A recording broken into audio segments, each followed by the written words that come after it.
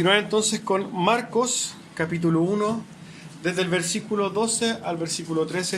Es un pasaje muy breve que vamos a ver el día de hoy.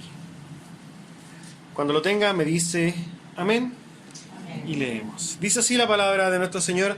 Aparece un subtítulo que dice que es la tentación de Jesús, y el versículo parte diciendo así, el 12.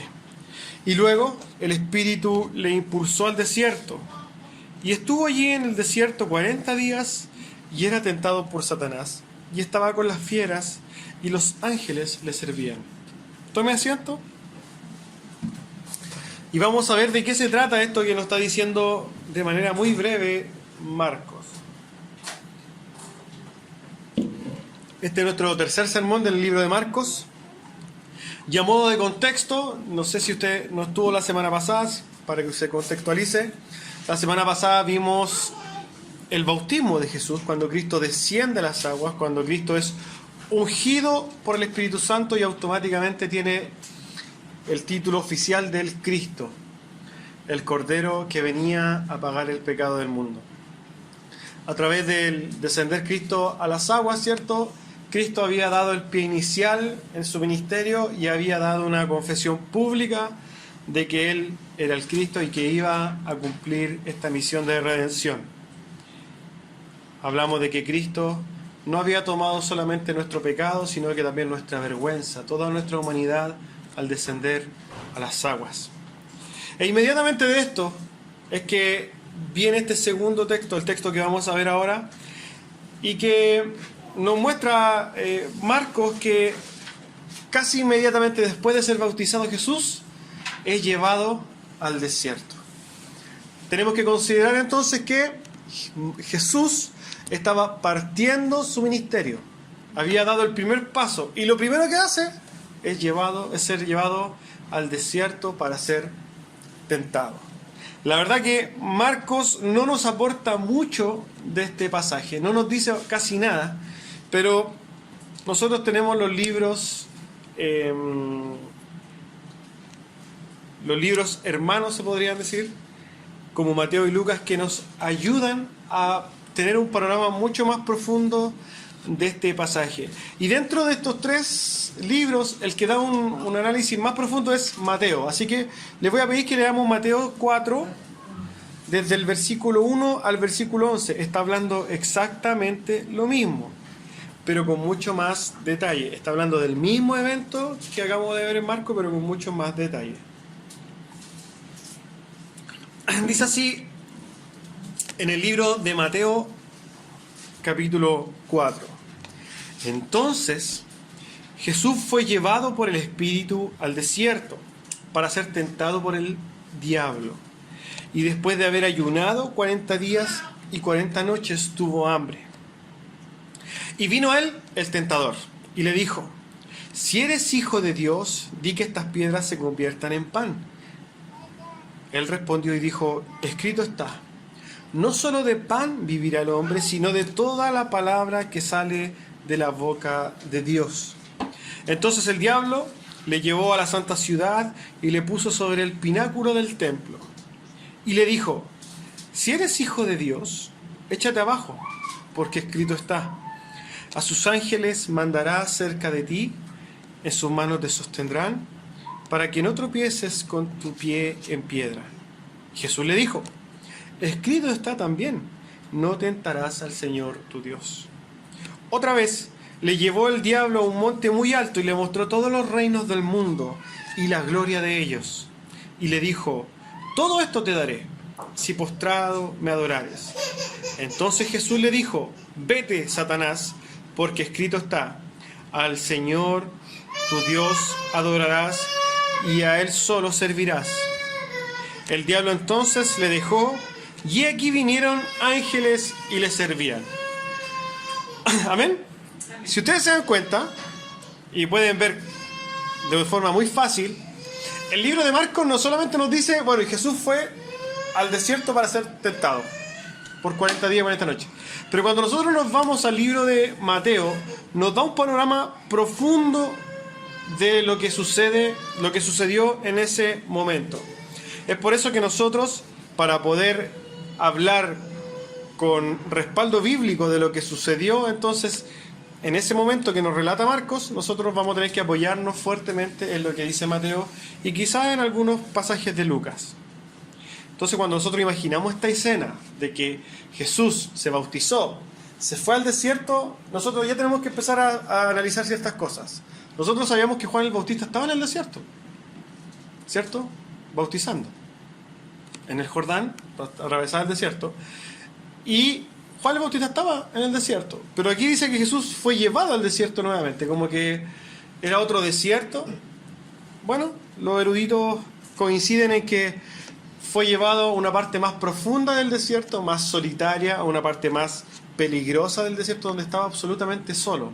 No como Juan el Bautista, que estaba rodeado de gente en una parte del desierto. Fue apartado Jesús para este momento, que también forma parte del principio del ministerio de Cristo. Y esto es importante decirlo, porque parte Jesús su ministerio con el bautismo, pero inmediatamente es tentado. Jesús no parte haciéndose famoso inmediatamente, sino que lo primero que viene es a ser probado. Y cuando hablamos de que nos describe Marcos, Mateo nos dice que ayunó, no solamente que se fue 40 días, sino que lo que añade Mateo es que él estaba ayunando. Él ayunó 40 días y 40 noches. Eso es bastante. A modo general, hermanos, este pasaje describe una guerra espiritual. No como la que vivimos nosotros, ¿cierto? Porque nosotros hoy día estamos afectados por estos razonamientos, claramente, que atentan contra la palabra de Dios, pero por entidades quizás invisibles. En ese momento Jesús se enfrentó cara a cara con Satanás, pero el concepto es el mismo. La guerra es la misma. Si ustedes se fijan, lo que le estaba diciendo Satanás constantemente a Jesús era: haz esto, porque la palabra dice esto. Estaba tergiversando la palabra, y eso es lo que ha hecho Satanás históricamente, tal como lo hizo en el Edén, ¿cierto? ¿Se acuerda cuando dijo a Eva, no, es que el Señor nos dijo que no comiéramos de esto? Y el Satanás, que dice, con que Dios ha dicho. Es lo mismo que viene a hacer hoy día Satanás, pero con Jesús. Pero Jesús, a diferencia de todos los hombres que han sido tentados y han caído, ¿qué dijo Jesús? Escrito está. Hay 3 observaciones que vamos a hacer en este pasaje. Primero, vamos a tratar de ver el contexto de lo que pasó, de por qué Jesús fue llevado al desierto.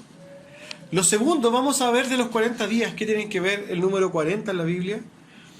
Y tercero, vamos a profundizar en la tentación de Jesús, que viene siendo el corazón de este mensaje. Vamos a pasar los 2 primeros puntos un poco más rápido y vamos a concluir con la tentación misma de Jesús. Amén. Espero que me vaya siguiendo. Entonces, el primer punto que vamos a ver es que Jesús fue llevado al desierto, y lo primero que dice es que fue llevado por dirección del Espíritu Santo.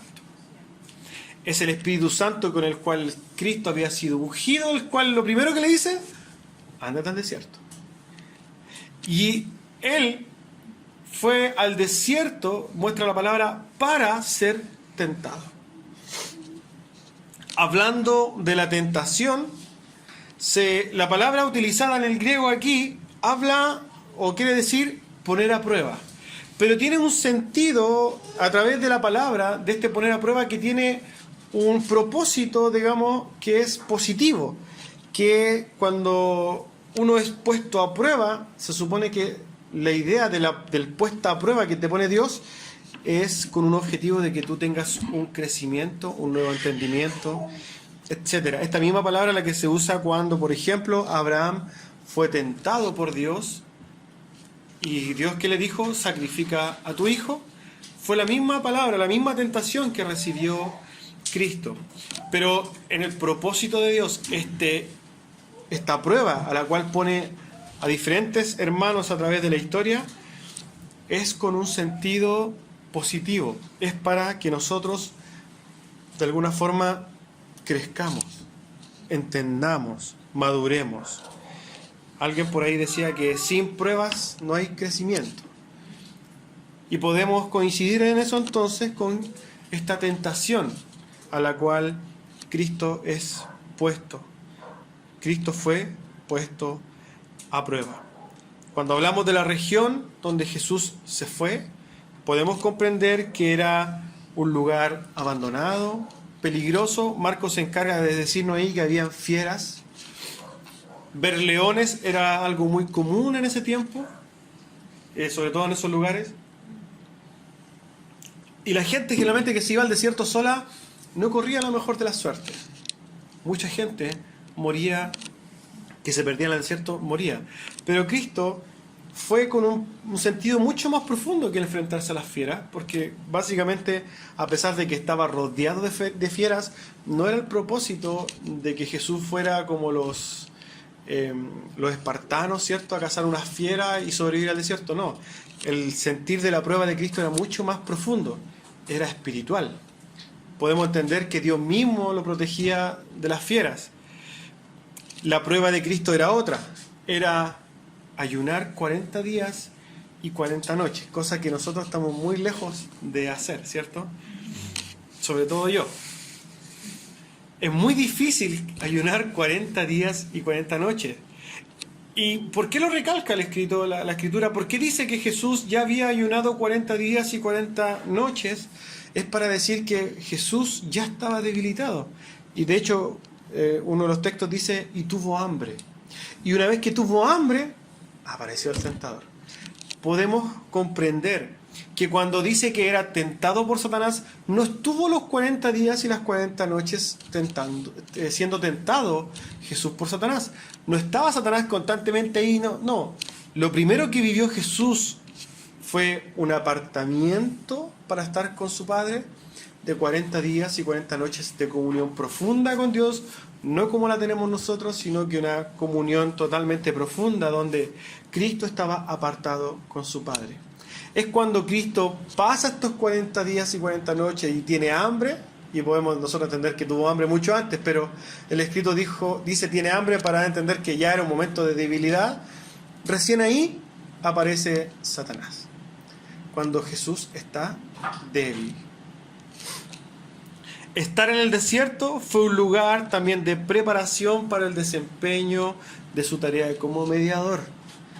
Estos 40 días fueron momentos de fortaleza en los cuales Cristo, en comunión con su Padre, se preparó para este ministerio. Pero cuando realmente apareció Satanás, fue después de esto. Y es importante aclarar esto. No fueron los 40 días constantemente siendo Jesús tentado por Satanás, sino que cuando Cristo estuvo débil por el hambre, después del ayuno, ahí apareció Satanás. Pero Jesús acostumbraba, y siempre dentro de su ministerio acostumbró a apartarse. Siempre él estaba con una multitud de gente y él llegaba a un punto donde él se iba a estar con su Padre. Y esto lo podemos ver en múltiples pasajes, y un icónico pasaje de esto en el Getsemaní, ¿cierto? Cuando él empieza en Juan 17 a orar en la intimidad con Dios. Pero hay muchos pasajes, por ejemplo Marcos 1:35 dice, levantándose muy de mañana, siendo aún muy oscuro, salió y se fue a un lugar desierto y allí oraba. Jesús se iba, apartaba constantemente a orar. Ahora bien, nosotros no tenemos esa costumbre, pero deberíamos tenerla. El orar para nosotros debería ser, y nosotros deberíamos tener un sentir muy parecido al de Cristo, de esta necesidad de apartarnos con Dios y orar en la intimidad. No tanto por la obligación de orar por las cadenas de oración, sino que una necesidad genuina de estar a solas con nuestro Rey. Deberían hacer en nosotros esta necesidad. Claramente nosotros hoy día vivimos en otro mundo, en otro ritmo. Alguien podría defenderse, pero es que Jesús no tenía un trabajo secular, ¿cierto? No tenía que estar a las 8 de la mañana. Perfecto, lo concedemos. Pero nosotros tenemos que aplicar las cosas bíblicas, las cosas realmente de Dios a nuestra vida, independiente de la cantidad de cosas que podamos hacer en el día. Está bien, podemos tener nuestro trabajo secular, podemos estar muy ocupados, pero estos principios básicos de un cristiano deben estar en nosotros. Nosotros debemos buscar un tiempo donde no nos moleste nadie y orar con Dios. debemos buscar un momento donde podamos alimentarnos de Dios. Aunque el desierto es espantoso, especialmente cuando se permanece allí por 40 días y 40 noches sin alimentos, a la vez fue el lugar donde Jesús pudo gozar de la comunión con su Padre, sin que nada ni nadie lo distrajese. Entonces, lo primero que podemos comprender es que Jesús fue llevado al desierto con un propósito, pero había un propósito también anexo, inherente, adjunto, y era el estar en comunión con Dios y estar preparándose para el comienzo de su obra. Una vez que Jesús sale de esta tentación, automáticamente comienza derechamente la obra, su ministerio terrenal. Podemos comprender que estos 40 días fue un momento de preparación. Pero Marcos hace un énfasis en la tentación de Satanás. Pasando al segundo punto, hay algo que nos tiene que llamar muy poderosamente la atención, y es que Jesús ayunó 40 días y 40 noches. Y el número 40 aparece por doquier en la Biblia. Muchas veces aparece el número 40. Yo le voy a dar algunos ejemplos. Por ejemplo, 40 días es la cantidad de días y noches del diluvio universal. Moisés mató al egipcio, ¿cierto? Y huyó a Madián, al desierto, donde pasó 40 años también. El Éxodo duró 40 años. Moisés estuvo 40 días y 40 noches en el Sinaí, antes de recibir las tablas de la ley. Los espías de Israel exploraron la tierra prometida por 40 días. Goliat retó a los israelitas antes de que apareciera David por 40 días. David reinó por 40 años. Saúl reinó 40 años. Y Salomón reinó 40 años. El profeta Elías pasó 40 días en ayunas también en el desierto. Jonás le anunció a Nínive que iba a ser destruida en 40 días. La ley especificó el número máximo de azotes que alguien podría recibir por algún crimen, y eran 40 azotes. Israel sirvió a los filisteos durante 40 años. Jesús fue presentado en el templo a los 40 días de su nacimiento. Y tras su crucifixión, el tiempo en el que apareció Jesús a sus discípulos fue precisamente 40 días. Vemos el 40 por muchas partes de la Biblia. Y los maestros de la conspiración y los numerólogos se vuelven locos cuando ven un número tan repetido en la Biblia y empiezan a buscar patrones. Algo quiere decir este 40 en la Biblia. Busquémosle el sentido. Pero la verdad que cuando nosotros vemos tantos 40 en la Biblia, no encontramos un patrón. La Biblia nada dice de sí mismo respecto del 40. Ni una parte de la Biblia dice que el 40 quiere decir. No aparece. En este sentido, nosotros tenemos que apegarnos a la literalidad, en este caso, de la Biblia.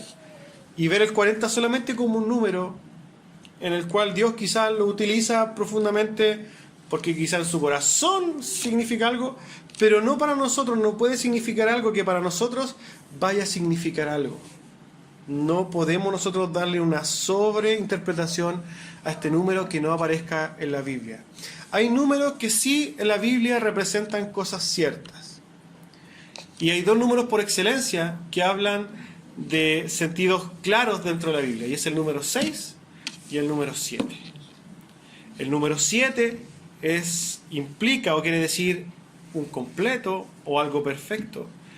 Y el 6 quiere decir algo incompleto o algo imperfecto. Son los únicos dos números que nosotros podríamos decir, oye, hay algo de numerología en la Biblia. ¿Por qué? Lamentablemente es importante aclarar esto. ¿Por qué? Porque hay muchas personas amantes de los números que empiezan a buscar cuestiones en la Biblia que no están. Nosotros podemos ver 10.000 veces el 40, pero no significa nada más que 40 para nosotros. Dicho estas dos cosas y estos dos puntos aclarados, nos vamos a ir ahora al corazón de este mensaje, y es la tentación de Jesús.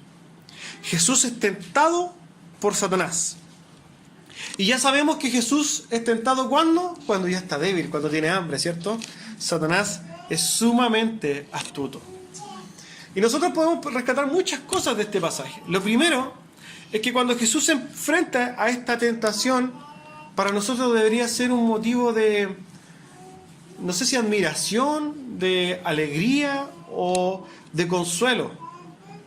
Entendiéndolo a la luz de los Hebreos 4:15, cuando dice: porque no tenemos un sumo sacerdote que no pueda compadecerse de nuestras debilidades, sino que uno que fue tentado en todo según nuestra semejanza, pero sin pecado. Cristo, tal como en el bautismo tomó nuestra vergüenza y nuestra naturaleza, también se dio el tiempo de ser tentado al igual que nosotros. Y Jesús también era hombre, tenía su naturaleza humana, y era tentado tal como nosotros, y en ese sentido Él nos puede entender cuando somos tentados. Todos somos tentados hoy día continuamente, ¿cierto?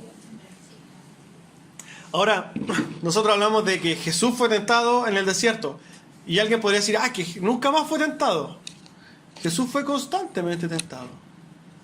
Pero este escenario tiene una particularidad, y es que primero se centra en un momento de preparación, y segundo, Jesús es tentado en un momento de terrible debilidad.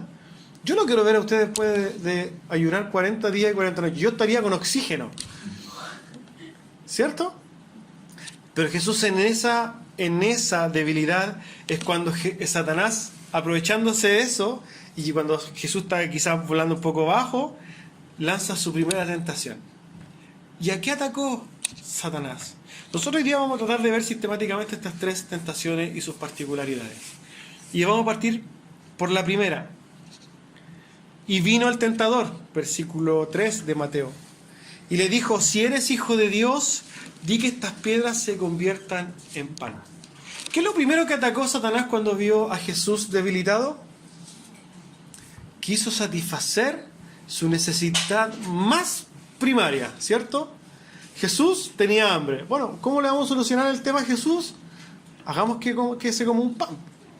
Es como que cuando nosotros comemos comida china, ¿cierto? Y después en la tarde andamos muertos de sed, es como si alguien llegara con un vasito de agua, helado con hielo. Eso mismo, es tentador. Es lo mismo que pasaba con Cristo cuando estaba tentado por el hambre, y el Satanás que dice: tú eres hijo de Dios, ¿por qué no conviertes esto en pan? Esta primera tentación tiene que ver con los deseos de la carne. Y nosotros vamos a tratar de ampliar esto, porque tenemos que aplicarlo a nuestras vidas, estas tentaciones de la carne.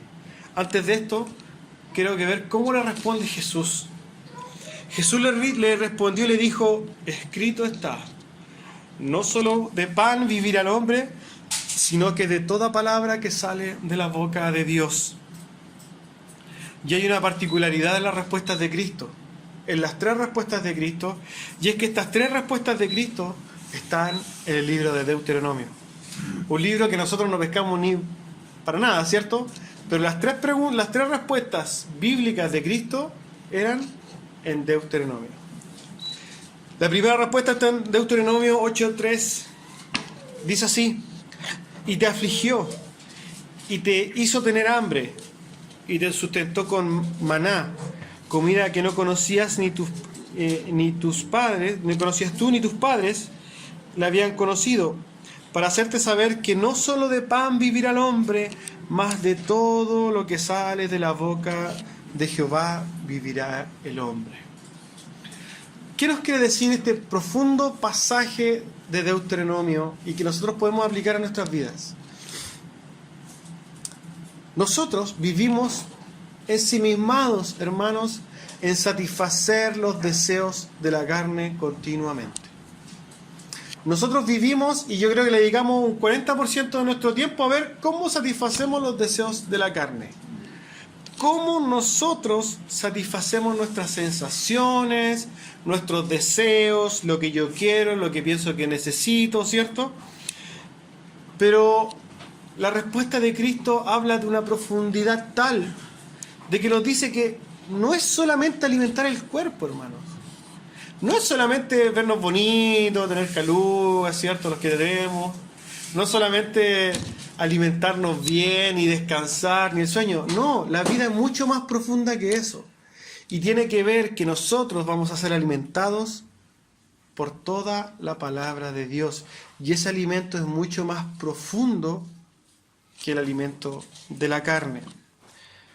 Nosotros podemos ser tentados en este aspecto en muchas necesidades. Por ejemplo, si nosotros en algún momento tenemos esta misma hambre, y si nos vamos a comparar face to face con Cristo,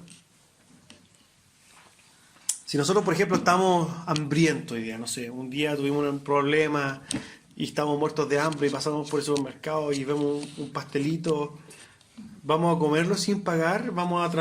¿Hasta cuánto estamos dispuestos a transgredir la ley de Dios para satisfacer nuestros deseos? Este es un ejemplo burdo, ¿cierto? Que tiene que ver con el hambre, cosa que hoy día en nuestra sociedad básicamente no existe. Quizás si yo pongo este mismo ejemplo en algún país africano hiperpobre, mucha gente en esa misma situación robaría.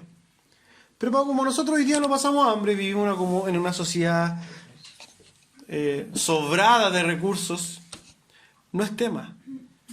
Pero hay otras cosas en las cuales nosotros sí hoy día somos tentados.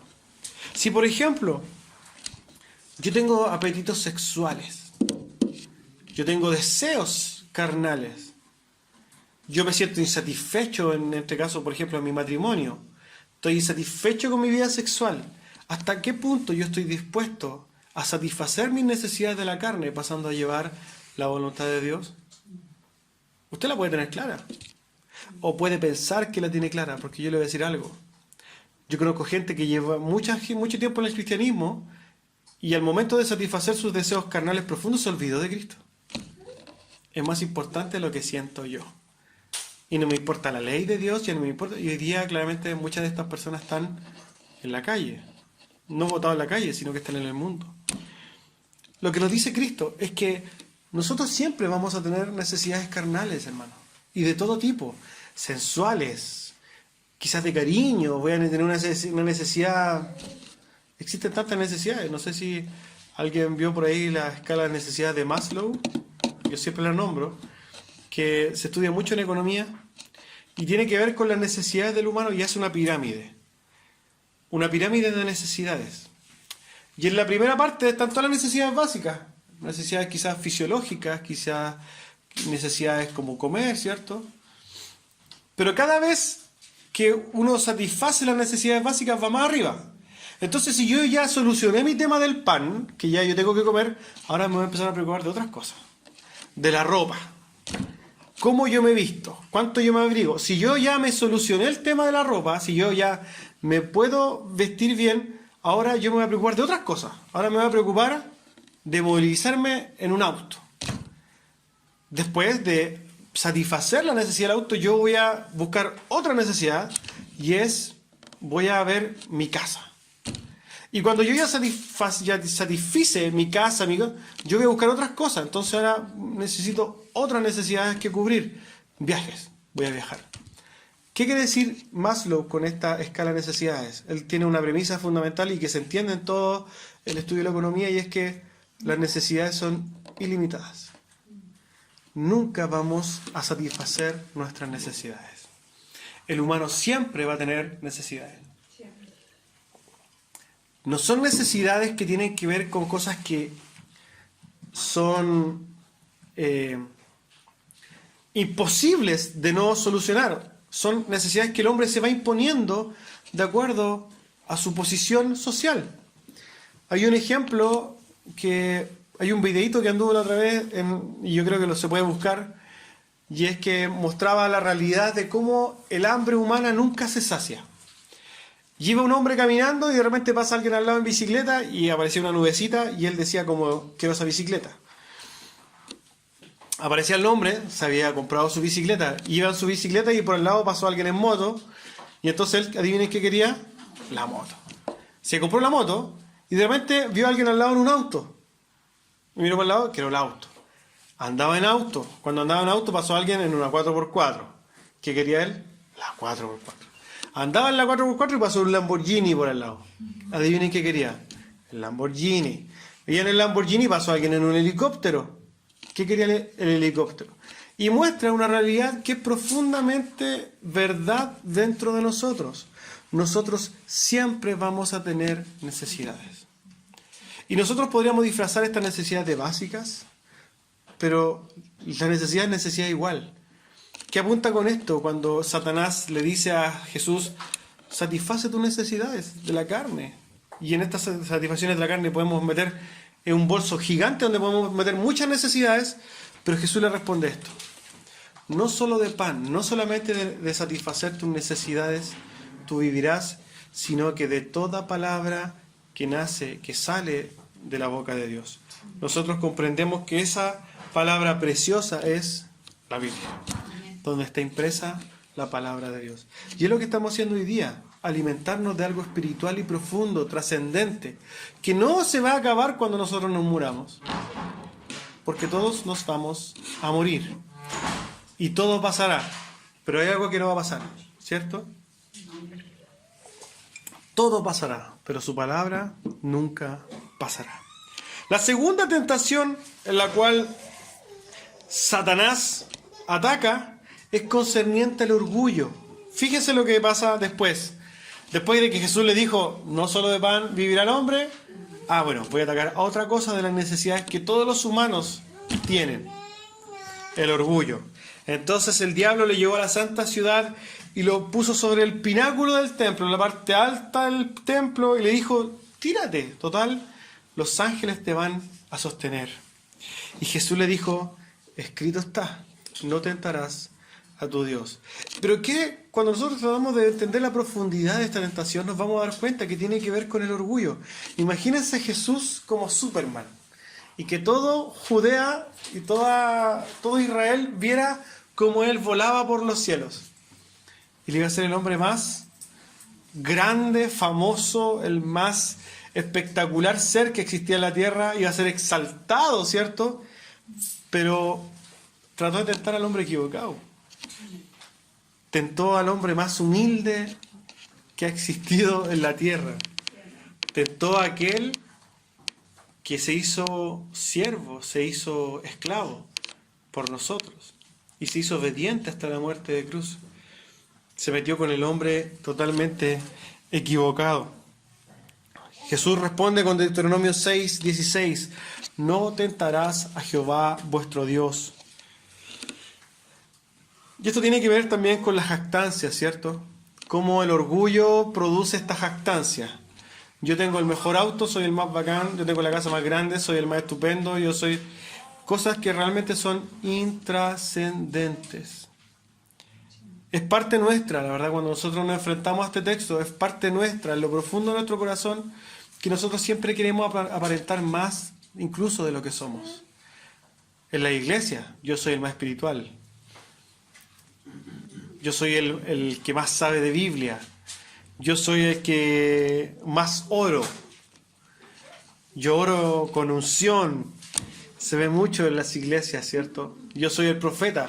Hoy día, en las iglesias, todo este movimiento apostólico y profético, donde yo se supone que tengo una unción especial que está totalmente de moda y que la gente, lamentablemente, compra esto, es algo que también viene en el corazón humano, hermanos.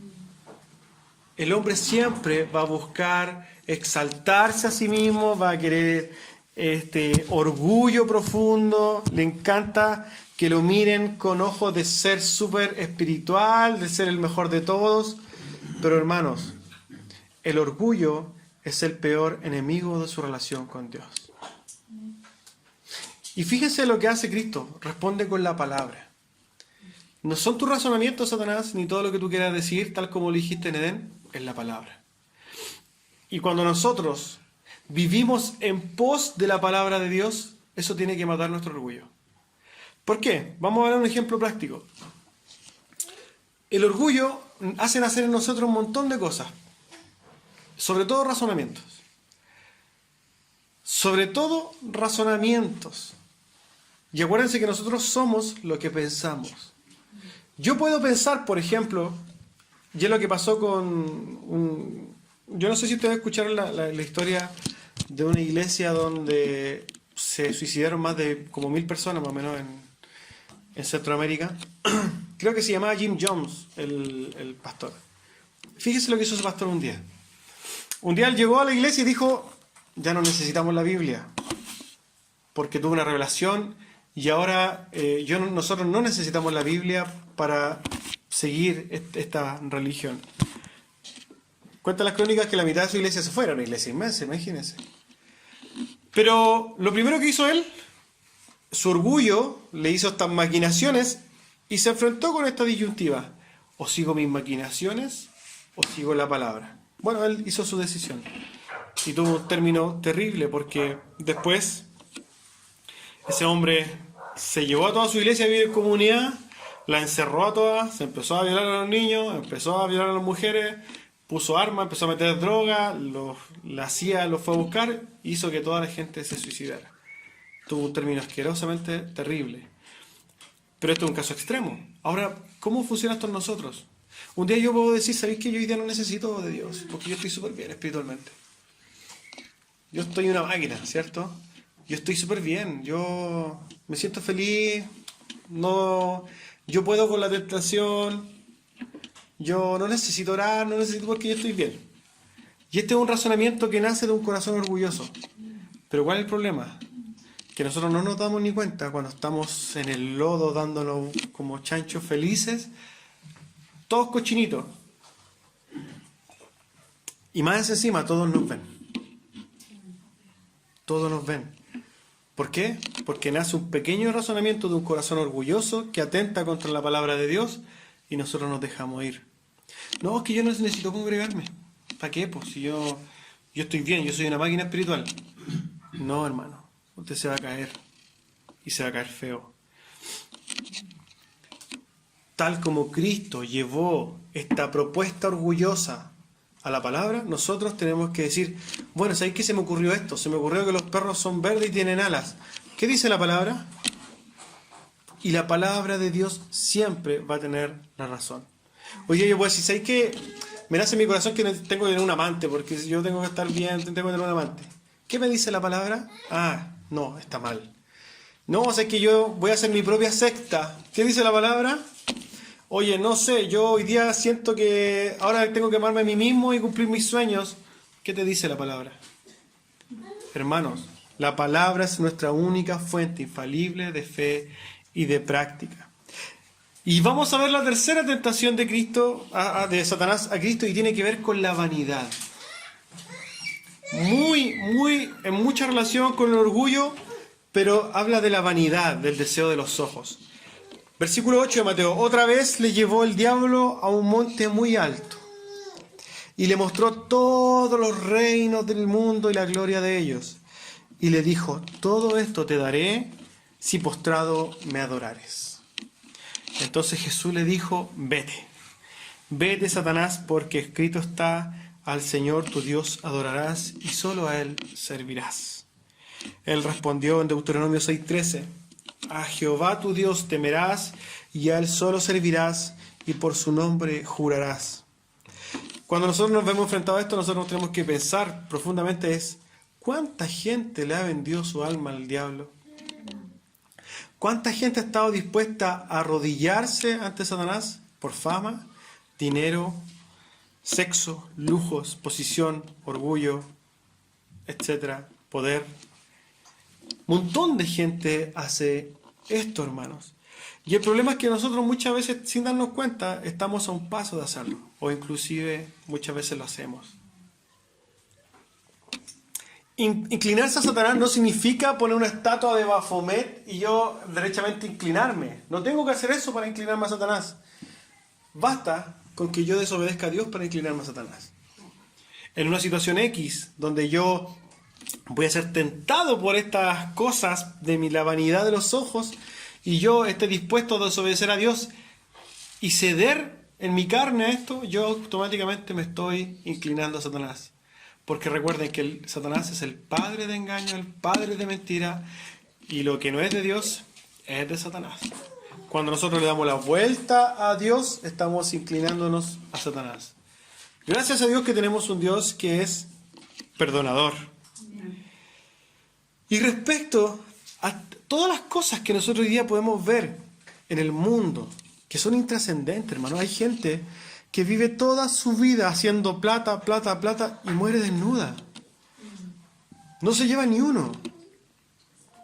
Hay gente que se desvive por el placer, hedonistas, pero por todos lados. Y placer, y placer, y placer, y vienes, y vienes, y vienes, y se van al mundo, se van de este mundo tal como llegaron, hermano. Ejemplo de esto eran los faraones, ¿cierto? Que tenían y los trataban de enterrar con oro. Si iban al Seol esas personas sin ni un oro, el oro queda ahí guardado, se lo fue a buscar unos gringos, abrió las tumbas y se lo llevaron. Nadie se lleva nada, hermano. Y usted, por más que trate de ser y que tengamos todo, ¿para qué? No sirve de nada. Y es importante que nosotros nos acordemos de los libros olvidados de la Biblia. Y yo lo voy a invitar a Eclesiastés. Y para no complicarlo, si no lo quiere buscar, no lo busque. Escuche lo que dice el libro de Eclesiastés, porque como son estos libros perdidos, hasta difícil encontrarlos para mucha gente. Y dice así, Eclesiastés 1, vamos a leer hasta el versículo 8. Palabras del predicador, hijo de David, rey de Jerusalén. Vanidad de vanidades, dijo el predicador. Vanidad de vanidades, todo es vanidad. ¿Qué provecho tiene el hombre de todo su trabajo con que se afana debajo del sol? Generación va y generación viene, mas la tierra siempre permanece. Sale el sol y se pone el sol, y se apresura al volver al lugar de donde se levanta. El viento tira hacia el sur y rodea al norte, va girando de continuo y a sus giros vuelve el viento de nuevo. Los ríos todos van al mar, y el mar no se llena. Al lugar de donde los ríos vinieron, allí vuelven para correr de nuevo. Todas las cosas son fatigosas, más de lo que el hombre puede expresar. Nunca se sacia el ojo de ver, ni el oído de oír. ¿Qué está diciendo el autor? Usted o nosotros buscamos, insistimos, seguimos, gastamos nuestro tiempo, vamos, volvemos, queremos más, el hombre quiere más. Al final, usted va a ser ceniza, se va a morir, y el río, como decía ahí, va a seguir, el agua yendo al mar, se va a continuar el ciclo de la vida, y usted fue ceniza, y las cosas que usted dejó en la tierra, otros las van a tomar. Son vanidades, todas las cosas son vanas, no tienen ni una importancia. Esto es lo que está diciendo el autor. Vanidad habla de vano, de que no sirve, de que no tiene valor. Y estas son las cosas por las cuales nosotros y la humanidad se desvive, por cosas sin valor. Pero hay una cosa que Jesús entiende claramente como el Rey de los cielos. No se preocupen de la vanidad. Hay cosas más importantes. Escrito está. Adora a tu Dios. Y eso es trascendente. Olvídense de los pleitos pasajeros que viven en esta vida. Vivan tranquilos. Vivan con sus ojos puestos en Cristo. Cristo es la representación misma de la vida. Ustedes no necesitan llenar su vida con problemas, acciones, con participaciones en empresas, en tener recursos ilimitados, en tener grandes propiedades, no importan. Gócense con lo que Dios les da y vivan con su mente en la eternidad. Un hijo de Dios no tiene por qué vivir con depresión. Hermanos, vivimos en una sociedad donde tenemos hermanos profesantes de Cristo que viven con depresión. ¿En qué cabeza cae eso? Si el gozo profundo de nuestros corazones tiene que ser que nosotros ya tenemos nuestro problema más complicado resuelto, y es que nosotros ya no estamos en enemistad con Dios, estamos expectantes, esperanzados en la venida o en nuestra muerte para estar con Cristo. ¿Le preocupa la muerte? No se preocupe por la muerte. Va a venir lo mejor después de que usted se muera. Anhele la muerte quizás como Pablo. Para mí vivir es Cristo, para mí morir es ganancia. Si yo hoy día voy por la calle tranquilamente y veo un tiro, bueno, gloria a Dios, voy a estar con mi Dios en la eternidad. Gócese en las cosas eternas, no en las cosas vanas que este mundo tiene. Amén. Y esto es lo que Jesús dice. Ahora, fíjese que después de esta tentación, ¿qué nos dice Lucas? Y cuando el diablo hubo acabado toda tentación, cuando se dio cuenta que ya no podía con Cristo, ¿qué dice? Se apartó de él. Y tiene mucha relación con lo que dice Santiago a nosotros, porque esto tiene que ver para nosotros como enseñanza. Nosotros vamos a ser tentados por Satanás, por nuestra carne, pero también dice en Santiago, someteos pues a Dios y el resistid al diablo y éste huirá de vosotros, tal como lo hizo con Cristo cuando nosotros resistimos a Satanás, aferrándonos a Cristo. Satanás huirá. Nosotros no tenemos para qué hacer este show de ¿cierto? Que se hace como que vamos a hacer una guerra espiritual y con la espada espiritual y que con láser. No necesitamos eso. Usted necesita resistir a Satanás. Y Cristo ya le está diciendo cómo resistir a Satanás. Escrito está. ¿Quiere resistir a Satanás? Escrito está. No necesita ver como el exorcista, ni el caso de Emily Rose. No, ese show. Usted necesita someterse a Dios. Después de esto, nos dice que Jesús era, en el pasaje de Marcos, nos dice, y era servido por los ángeles. Jesús no fue servido por los ángeles tampoco los 40 días, ni siquiera cuando era tentado por Satanás, sino que después de que Satanás se fue, ahí vinieron los ángeles y sirvieron a Cristo. Marcos lo pasa así súper a la guaite. Él dice que Jesús estaba ahí y que era Satanás tentado y que los ángeles le servían. Pero Mateo nos ayuda a entender la cronología de los eventos. Y nosotros vamos a darnos cuenta de que Jesús está en su momento con Dios, 40 días, 40 noches de intimidad profunda con Dios, a través de la cual también su cuerpo es debilitado, pero su espíritu es violentamente fortalecido. Después es tentado por Satanás en la carne, pero a través de su espíritu también Jesús lo vence. Y cuando Satanás se va, vienen los ángeles y le sirven. Esa es la cronología de este evento. Entonces, habiendo logrado la victoria, ahora el Señor comienza derechamente su ministerio para con los hombres. Ya no es en la intimidad, ya no es algo, sino que Él ya empieza ahora a decir, aquí vengo. Y es lo que empezamos a ver desde la próxima semana. Amén. Para concluir, vamos a tener nuestra exhortación final respondiendo a una pregunta. ¿Cuál es la pregunta? Pero a nosotros, ¿qué nos enseña este pasaje por el desierto? Nosotros, los hijos de Dios, vivimos en constante tentación, puestos a prueba en todo momento, y en los mismos aspectos, en las mismas formas, con las mismas estrategias de Satanás, las mismas que utilizó en Cristo.